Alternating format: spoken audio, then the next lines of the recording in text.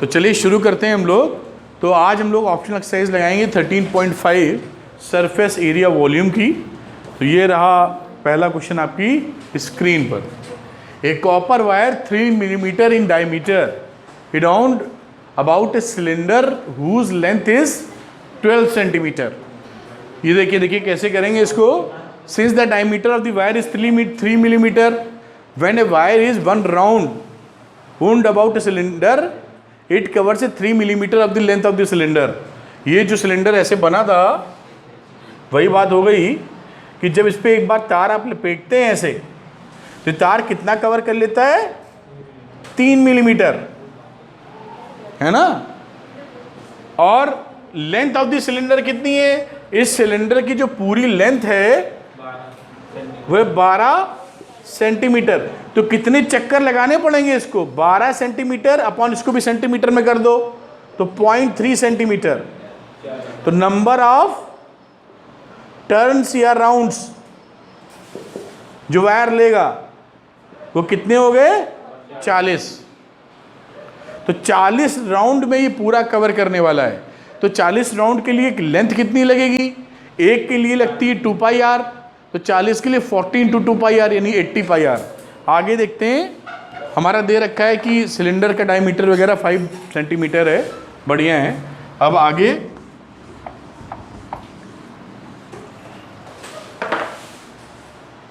ये देखिए length of the wire कितनी हो गई 2 पाई आर इंटू 40। तो ये 2 पाई आर की वैल्यू कितनी है 10 पाई। क्यों 2 पाई आर किसका था हमारा, ये सिलेंडर का। तो आर सिलेंडर का था, आर कितना था 5, डायमीटर थी 10, तो ये 10 pi into 4 40, 2 pi R into 40 turns. तो ये रिजल्ट आ गया 400 पाई सेंटीमीटर। कैलकुलेट कर लीजिएगा तो 1256 सेंटीमीटर की लेंथ आ गई। अब रेडियस ऑफ द कॉपर कितनी है 3/2 मिलीमीटर या 3/20 सेंटीमीटर। अब वॉल्यूम ऑफ द वायर कितना होता है पाई आर स्क्वायर। एक सिलेंडर है ना वायर, जो वायर होता है वो सिलिंड्रिकल शेप में होता है, तो इसका वॉल्यूम कितना होगा पाई आर स्क्वायर एच। और एच इसकी वायर की लेंथ निकाल चुके हो आप, इतनी थी, तो पाई लिखा, आर लिखा वायर का। तो वायर का आर कितना है 3/20 का स्क्वायर, एच कितना है ऊपर वाला, ऊपर वाले का मतलब 400 पाई। ठीक है, अब इसको वैल्यूज में कैलकुलेट कर लीजिए, 9 पाई स्क्वायर हमारा रिजल्ट आ गया। अब हमें निकालना है मास, तो हमने फॉर्मूला जानते हैं density is equal to mass upon volume. तो mass is equal to density into volume. तो ये डेंसिटी इंटू वॉल्यूम हो गया, ये वॉल्यूम की वैल्यू रखी इंटू डेंसिटी गिवन थी 8.88 और ये रिजल्ट आ गया 788 ग्राम अप्रॉक्सीमेटली। तो ये दोनों चीज़ कैलकुलेट हो गई। अच्छा सवाल है, एग्जामिनेशन में पूरे तरीके से आता रहता है। ठीक, अंशिका आप समझ पाएंगे। क्वेश्चन नंबर 2, ये right triangle whose sides are 3 and 4 centimetre other than hypotenuse is made to revolve around it hypotenuse. आ गया ये। Find the volume and the surface area of the double cone so formed. Choose value of pi as found appropriately. देखिए right angle है जिसकी side 3, 4 हैं, तो right angle की hypotenuse 5 हो जाएगी। अब ये कहता क्या है, is made of other than hypotenuse is made of to revolve about इस हाइपोटेन्यूज। तो ये राइट एंगल ले लो, देखो ध्यान से, मेन मुद्दा यही है बस। ये इसका 90 है, ये मान लो 3 है बेस और ये 4 है, हाइपोटेन्यूज सबसे बड़ी होती है 5 हो गई। अब इसको जब घुमाओगे ए बी के अराउंड, ए बी क्या है हाइपोटेन्यूज, तो जब ऐसे घुमाओगे पूरा तो ये पूरा ऐसे घूमेगा ना, ये ऐसे सर्किल, तो ये ऐसे बन जाएगा ना। देखो ऐसे इस ट्रायंगल को ऐसे इसके अराउंड रिवॉल्व किया ऐसे। 9 में भी सवाल था, समझ पाओगे नहीं। और थोड़ा बेहतर फीलिंग देने के लिए कागज़ का टुकड़ा दिख रहा है मुझे, तो इसका ट्रायंगल बना लेते हैं हम लोग। ट्रायंगल कैसे बनाएंगे, ये समझ लीजिए, ये ट्रायंगल बना दिया हम लोगों ने कागज़ को मोड़ के। अब जो सिचुएशन है वो कुछ ऐसी है, देखो ये हाइपोटेन्यूज है और ये 2 इसकी आर्म्स हैं। तो इसको जब इसके अराउंड आप यहाँ रोक के जब इसको ऐसे घुमाएंगे, इस तरीके से घुमाएंगे ऐसे, तो देखो पूरा घुमाएंगे तो क्या बन जाएगा, ऐसा घूमेगा तो दो कोण नहीं बन जाएंगे। देखो ध्यान से, थोड़ा कैमरे के पास भी लाता हूँ मैं। ऐसे जब घुमाएंगे ऐसे, तो देखिए ध्यान से ये कैसे घूम रहा है, ऐसे गोल। तो एक कोन इधर, एक कोन इधर, ये एक कोन ही दूसरा कोन बन गया, डबल कोन का फॉर्मेशन हुआ। अभी दो कोन बन गए हमारे। Find the volume and surface area of the double cone so formed. इसका वॉल्यूम, ये पहले नंबर का कोन और ये दूसरे नंबर का, इसका वॉल्यूम निकाल के जोड़ दो। और सरफेस एरिया निकालनी है अगर, तो इसका कर्व सरफेस एरिया प्लस इसका कर्व सरफेस एरिया जोड़ दो, आंसर आ जाएगा। कॉन्सेप्ट यही था, बाकी हम लोग सवाल अभी फटाफट लगा लेते हैं। क्या बात पकड़ में आई है? बहुत सुंदर बात। ये देखिए करने का तरीका जो उन्होंने बनाया वही समझाया मैंने भी आपको। अब रही बात बीसी की, तो ये बीसी हमारी टोटल कितनी निकली थी? 5। अरे वो तो 5 थी। अब इस कोण का कोई हिस्सा होगा x और इस कोण का मान लो 5 - x, है कि नहीं? अब इसकी दो इक्वेशन बना सकते हो आप आगे देखिए। या इन्होंने यूज किया है कि दो ट्रायंगल आपस में सिमिलर हैं। कौन से? AEB और दूसरा ट्रायंगल कौन सा है? ABC। क्यों सिमिलर है? क्योंकि ये दोनों में कॉमन है और ये 90-90 है। अगर दोनों ट्रायंगल सिमिलर हैं तो दोनों की साइड्स प्रोपोर्शनेट भी होंगी, यानी AE/CA। जो ये देखो ये लिखा हुआ है यहाँ पर सिमिलर, तो ये लिखा AE, तो यहाँ लिखा AB। ये AB गलत लिखा है यहाँ पर, ये वैल्यू गलत लिखी यहाँ। AE ये करस्पॉन्डिंग ट्रायंगल नहीं लिखे हैं। इसका मतलब लिखना क्या चाहिए इनको? अगर हमने लिखा है ABC तो सिमिलर किसके होंगे? A वाला था 90 वाला, तो यहाँ होना चाहिए ट्रायंगल E और फिर B और फिर A। ये ट्रायंगल होंगे सिमिलर। ये थोड़ा सा गड़बड़ लिखा हुआ है यहाँ। अब यहाँ पर अगर हम लोग बात करते हैं,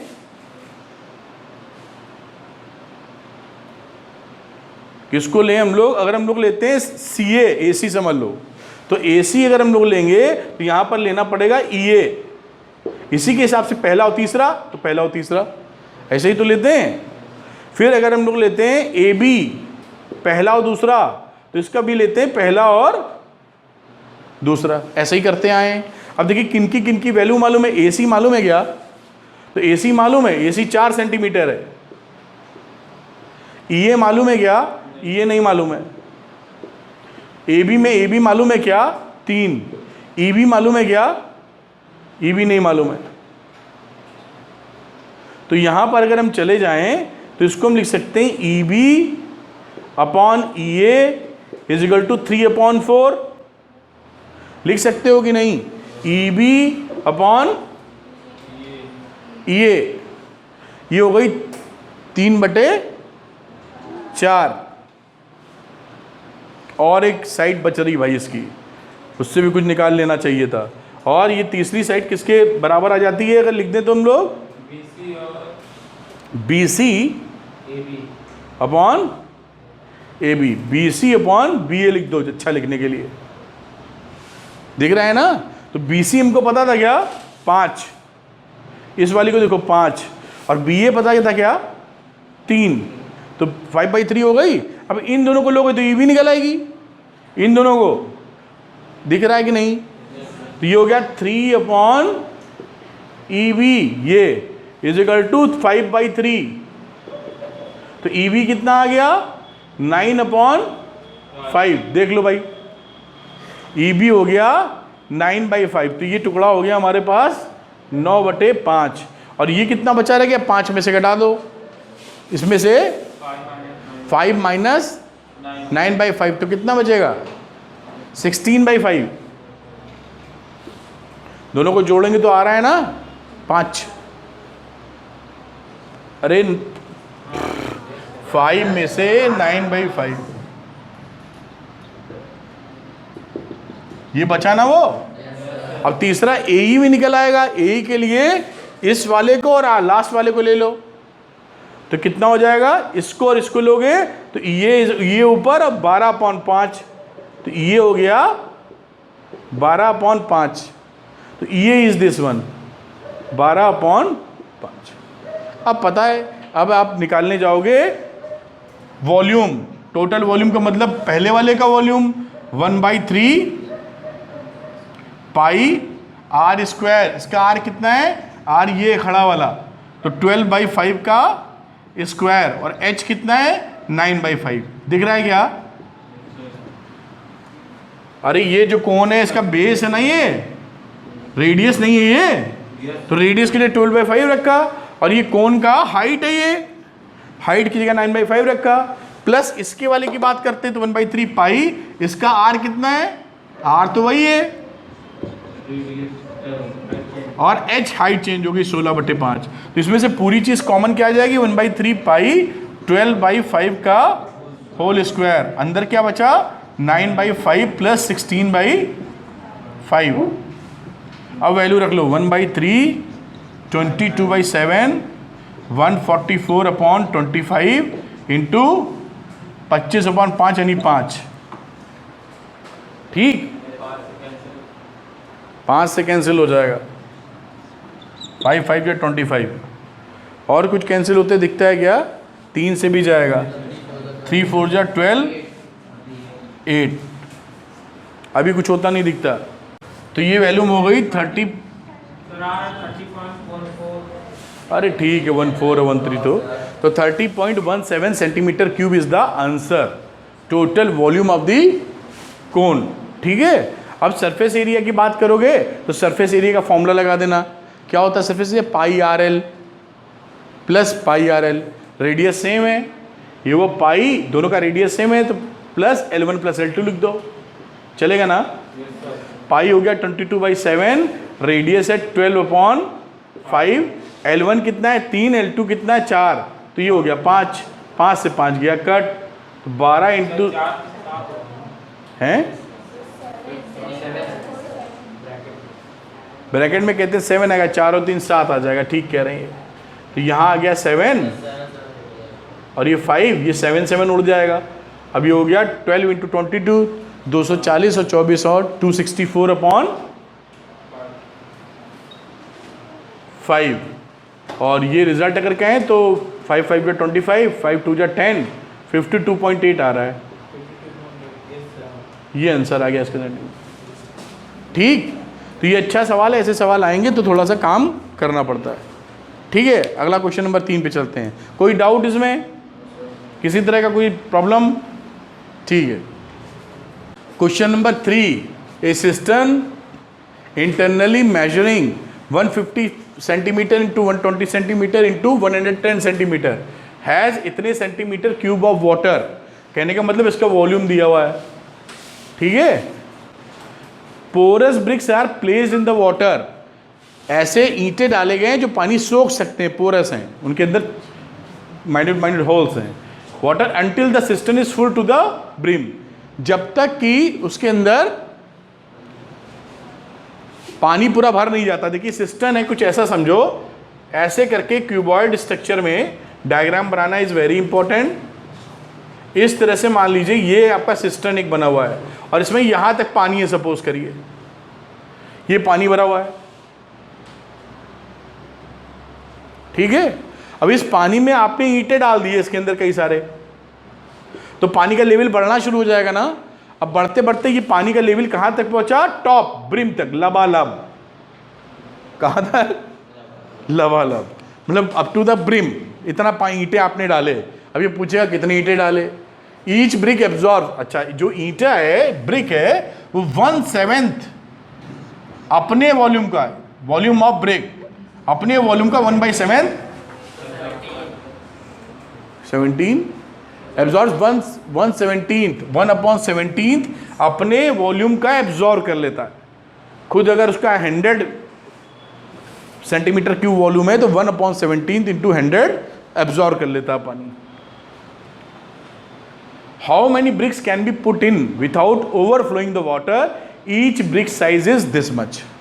तो इसका वॉल्यूम निकाल लीजिए मल्टीप्लाई करके, तो वॉल्यूम ऑफ ब्रिक कितना आ गया, which is 22.5 centimetre into 7.5 into 6.5।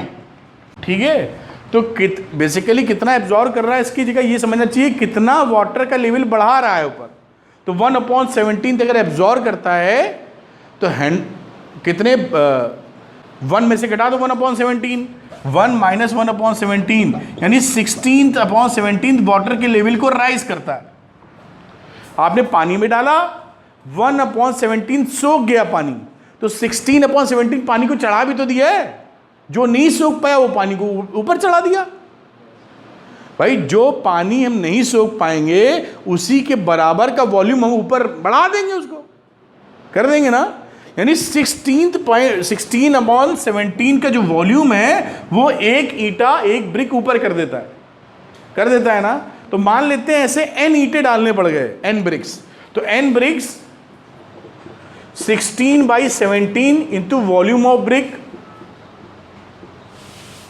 और ये कितने के होना चाहिए, पूरा फुल क्यूबॉइड यानी 150। दिया नहीं, पानी भरा था उसमें पहले, तो इतना नहीं होगा। जितना बचा है इसका वॉल्यूम निकालेंगे, इसमें से घटाएंगे, जितना ही तो चढ़ना है ऊपर अभी और, तो वो है ना। तो ये वॉल्यूम है पूरे टैंकर का, सिस्टम का, उसमें से जितना पानी तो घटाना पड़ेगा। तो वॉल्यूम ऑफ ए सिस्टम वो हो जाएगा 150 इंटू 120 इंटू 110। अब देखिए सिस्टम का वॉल्यूम इससे मल्टीप्लाई करके हमने निकाल लिया 198 4 टाइम्स 0, और इतना ऑलरेडी पानी था, तो इस पानी को घटा देंगे तो बचा हुआ स्पेस वॉल्यूम का निकल आएगा कितना वॉल्यूम था। तो हमारा V रिमेनिंग लिख देता हूं, रिमेनिंग कितना हो गया 198 1 2 3 4, ये जो था माइनस दिस वन 129600, क्या वैल्यू बनी, कितना वॉल्यूम बचा। इस जीरो में से जीरो गया 0, इस जीरो में से 0 गया 0, ये 10 में से 4 गया 6, फिर 9 में से 9 गया 0। अबे तुम लोग क्या करते हो, 10 में से 6 गया 4 लिख तो दिया, फिर ये 9 में से 9 गया 0, और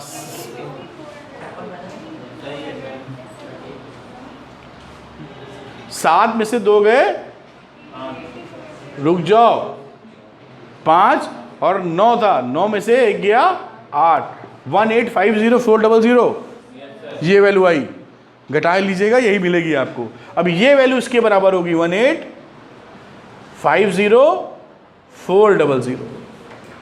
क्यों, क्योंकि ये जो जितना बचा हुआ वॉल्यूम था ना वही तो ब्रिक उठाएगी ऊपर।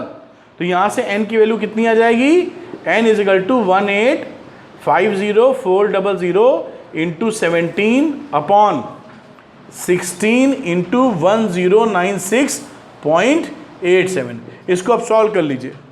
अब इसको सॉल्व करेंगे तो आ जाएगा 1792.41 अप्रॉक्सीमेटली। मयंक ये कितने के बराबर है, 1792 ब्रिक्स। ये एक बड़ा अच्छा सवाल है आपके एक्सरसाइज का, आपको आना चाहिए। कई जगह गलती होने की संभावनाएं बनती हैं। क्या आप पूरा सवाल समझ गए हैं, कहीं कोई डाउट, पक्का। अगले सवाल पे चलेंगे, question number 4। Question number 4, in 1 fortnight of a given month, fortnight बोलते हैं 15 दिन को। In 1 fortnight of a given month there was a rainfall of 10 centimetre in a river valley. कहीं पर 10 सेंटीमीटर वाटरफॉल जब बोलते हैं तो एरिया का हाइट बोलते हैं, जितना पानी गिरा है उसका हाइट। 10 सेंटीमीटर वाटरफॉल का मतलब अगर किसी उसकी हाइट है। If the area of the valley is इतना 9780 kilometre square, show that the total rainfall was approximately equivalent to the additional to the normal water of the 3 rivers, each of this meter long, 75 meter wide and 3 meter deep। तो समझ में आती है बात, देखिए कैसे करेंगे इसको। एरिया ऑफ द वैली कितनी है, 97280 किलोमीटर स्क्वायर। तो रेनफॉल को लिख लिया उन्होंने 10 सेंटीमीटर, उसको किलोमीटर में चेंज कर लिया। 1/100 इंटू 1000, एक किलोमीटर में 1000 मीटर और 1 मीटर में 100 सेंटीमीटर। तो वैसे 10/100 इंटू 1000, इसको सॉल्व करेंगे तो वॉल्यूम ऑफ रेनफॉल कितना मिल जाएगा, 9.728 किलोमीटर क्यूब। ये रेनफॉल है। लेंथ ऑफ द रिवर है 1072 kilometre, breadth of the river है 75 मीटर, और डेप्थ है इसकी 3 मीटर की। तो सबको हमने किलोमीटर में कन्वर्ट कर लिया, उठा के कर दो मल्टीप्लाई। ये रिवर का आ गया वॉल्यूम, ठीक है, ऐसी 3 रिवर हैं तो 3 से मल्टीप्लाई कर दो, तो ये वैल्यू बन गई 0.7236 किलोमीटर क्यूब। अब इक्वेशन 1 से ये और सेकेंड से जो कि ये, it is clear that the total rainfall is not approximately equivalent to the normal water of the 3 rivers. जितना पानी बरसा है और जितना पानी नदियों में था वो बराबर नहीं है। यही इसने पूछा था कि क्या ऐसा है, show that the total rainfall, तो नहीं है उसके बराबर। समझ में आया ना? जो पानी की बरसात हुई है, जो रिवर्स में पानी था, वो इक्विवेलेंट नहीं आया है। अगले सवाल की तरफ चलते हैं हम लोग। एग्जाम के लिए इसकी वैल्यू काफ़ी अच्छी है। An oil funnel made of tin sheet consist of A 10 centimetre long cylindrical portion. ये सिलिंड्रिकल पोर्शन ये नीचे वाला है, ये देखिए सिलेंडर बना हुआ है ना, ऐसे समझ सकते हैं, सिलेंडर बना हुआ है। Attach to a frustum of cone, ऊपर क्या है, कोन नहीं है, फ्रस्टम ऑफ कोन है। If the total height is 22 centimetre, diameter of the cylindrical portion is 8 centimetre, cylindrical वाले का ये 8, और जो फनल का टॉप डायमीटर है वो 18 है। Find the area of the tin sheet, area of the tin sheet required to make the funnel, कितनी शीट लगेगी, तो सबका CSA निकाल के जोड़ मारना है। और ये जोड़ने का तरीका भी काफ़ी आसान बनने वाला है। लिखा हुआ है given oil funnel is a combination of cylinder and frustum, ये समझ में आती है बात। अब height of the cylindrical portion कितनी है, 10, ये 10 है ना, तो ये फ्रस्टम की कितनी हो गई, 12, और रेडियस कितनी हो गई इसकी, सिलेंडर की 8 है, तो रेडियस 4 हो गई। अब इसका CSA निकालें तो diameter of the top of the funnel 8 था, इसकी रेडियस हो गई 9। सिलेंडर का ये फ्रस्टम का हाइट 10 सेंटीमीटर, 22 में से 10 घटाओगे तो 12 सेंटीमीटर का फ्रस्टम आ गया। अब slant height of the frustum, तो स्लैंट हाइट निकालने का फॉर्मूला क्या पड़ता है, L equal to under root R, नहीं पहले तो ये था, ये क्या है, H square plus R1 minus R2 का होल स्क्वायर। तो R1 कितना है, 4, और R1 है ये बड़ा वाला, तो R1 is 9 and R2 is 4, तो R1 माइनस R2 का होल स्क्वायर फॉर्मूला पढ़ा था ना, याद है? अब इसको निकाल लिया, लेंथ आ गई इसकी 13 सेंटीमीटर फ्रस्टम की। अब वैल्यू आराम से निकाल सकते हैं आप, फॉर्मूला लगा दीजिए, cut surface area of the cylindrical portion 2 pi RH होता है, ठीक, plus pi R1 plus R2 into L, ये फ्रस्टम का फॉर्मूला है, पाई R1 प्लस R2 L, ये हो गया 22/7, R2 की वैल्यू हो गई 4, ठीक, R2 नीचे वाला, और ये हो गया R2 प्लस R1, सॉल्व कर लीजिएगा, वैल्यू आ जाएगी 782 4/7 सेंटीमीटर क्यूब। इतना शीट एरिया का चाहिए होगा। कोई डाउट? अगला सवाल, question number 6, derive the formula for the curved surface area and the total surface area of the frustum of a cone given to you section 13 पर using the symbols as explained। ये वही चीज़ है जो हम लोगों ने एग्जाम्पल लगाया था एक, उसमें वैल्यूज़ थी, अब वो कह रहा है कि वैल्यूज़ ना के सिम्बल्स यूज़ कर लो। याद है ना, फ्रस्टम का निकाला था हम लोगों ने, तो यूज़ कर लेंगे, उसमें सिमिलर ट्रायंगल का फंडा लगा था, आपको याद हो तो। ये बन गया आपका डायग्राम, जैसा आपको याद है, ये थी इसकी H1 हाइट वगैरह वगैरह, L1, ये R1 माइनस R2, ये R2 मान लो, R1 बड़ी वाली, ठीक है। अब H1 जो हाइट है वो H1 हमारी बड़ी वाले के लिए थी, हाँ, छोटे वाले के लिए H2 थी, और यहाँ पर हम लोगों ने H2 की जगह इन्होंने H मान लिया, या H2 ही कह देते हैं इसको, नहीं H2 ये छोटा वाला है, ये H1 बड़े कोण के लिए, H2 छोटे कोण के लिए, फ्रस्टम के लिए H। आगे चलते हैं, तो यहाँ पर ये देखिए L1 equal to LR1, R1 minus R2 कैसे हो पाया, बता सकते हैं क्या? ये सिमिलर ट्रायंगल का रिजल्ट लगाया है, तो ये हमारा ये ट्रायंगल और ये पूरा ट्रायंगल सिमिलर है ना। अगर सिमिलर होगा तो क्या बड़े कौन सा ट्रायंगल कह रहे हैं, triangle POB is similar to the triangle QOD। तो रेशियो अगर प्रोपोर्शनेट क्यों है दोनों की, क्योंकि ये दोनों सेम एंगल है, 90-90 है, तो लिख सकते हो PO upon PO upon QO, फिर PB अपॉन QD, और फिर लिखना चाहो तो OB अपॉन OD।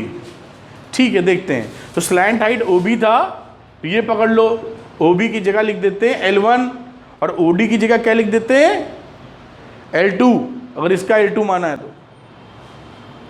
ठीक है, और यहाँ आ जाओ तुम लोग PB, तो PB क्या था हमारा R1 और QD R2, ये रिलेशन मिला L1 अपॉन L2।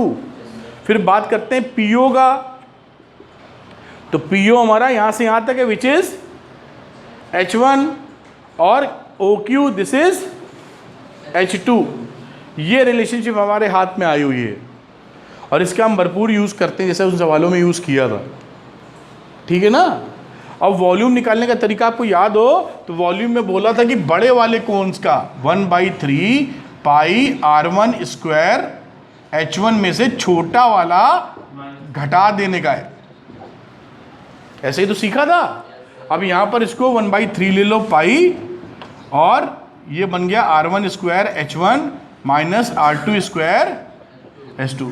अब ध्यान कीजिए कि हमारा जो फॉर्मूला था वॉल्यूम का वो क्या था, 1 फ्रस्टम ऑफ दी उसका फ्रस्टम का क्या था वॉल्यूम, 1/3 पाई फिर H into plus R2 plus ऐसे करके। तो H जो था ना हमारा, H की वैल्यू क्या हुआ करती थी, यहाँ पर हो जाएगी H1 माइनस H2। तो हम लोग H1 H2 के रिलेशनशिप के लिए ये चीज़ यूज़ कर लेंगे यहाँ, जिससे हम लोग भिड़ा पाएँ यहाँ पर। बाकी R2 तो रहना ही रहना है, तो यहीं पे कुछ इस्तेमाल कर लें हम लोग।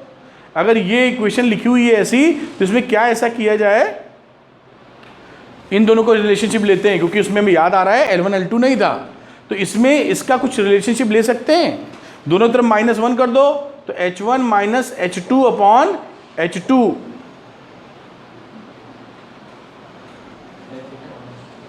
H1 H2 का रिलेशनशिप देना पड़ेगा जिससे काट पाए हम।